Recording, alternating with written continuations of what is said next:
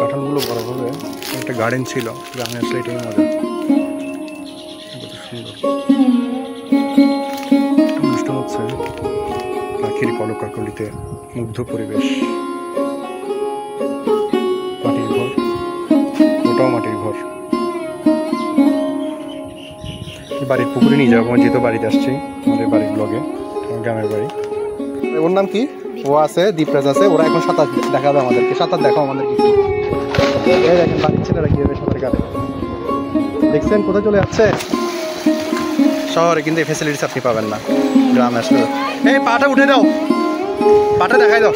এই দেখেন, এই দেখেন পাটা কিন্তু উঠে দিছে একদম মাঝখানে, কিন্তু পুকুরের মাঝখানে। এই দেখছেন দুজনই পাটা দেখাই দিছে, এটা কিন্তু পুকুরের মাঝখানে। এই চলে আসো।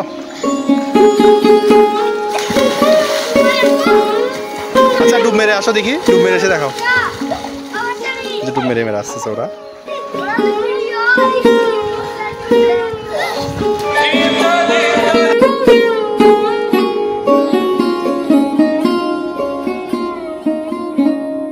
ক্লান্ত দুপুরে বসে আছে,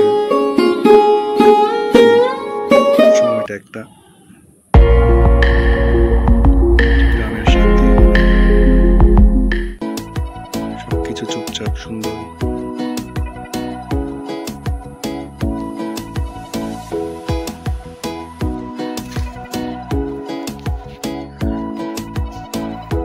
গ্রামের চুলো সুন্দর,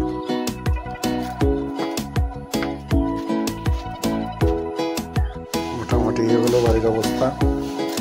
চারিদিকে পাতা দাবর অবস্থা খুব খারাপ। বাইরে দুজন মহিলা ওরা পাতা পরিষ্কার করছে।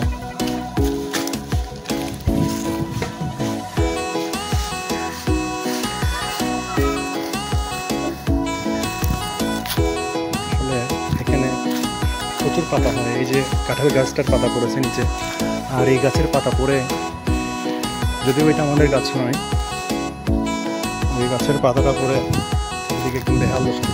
এই পাতাগুলো আপনার ওখানে যায়, মানে যেখানে আপনার পানিটা যায় আর কি, পুরো ছাদের পানি যেখানে যায়, ছাদের পানিটা গিয়ে দেখেন কী অবস্থা।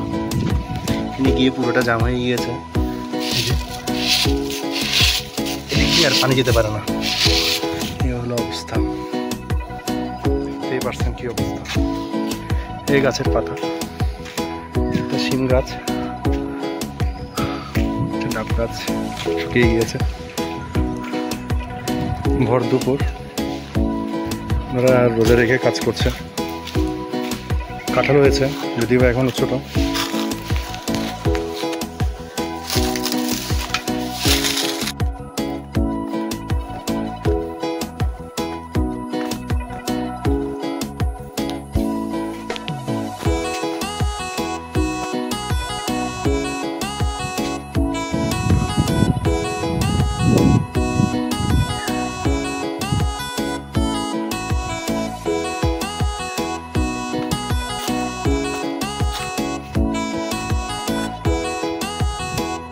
ওইটা আমাদের বাড়ির পুকুর। এখানে জায়গাটা পরিষ্কার থাকে, যদিও বা এখানে ওরা ইয়ে করে রেখেছে। পুকুরে পানিও শুকিয়ে গিয়েছে। নিয়ে যাই আপনাদেরকে বাড়ির পুকুরে। আম, ছোট ছোট আম পড়েছে, দেখতেই পাচ্ছেন প্রচুর আম। ভর দুপুরে আম কুড়বো, একটা কবিতা ছিল।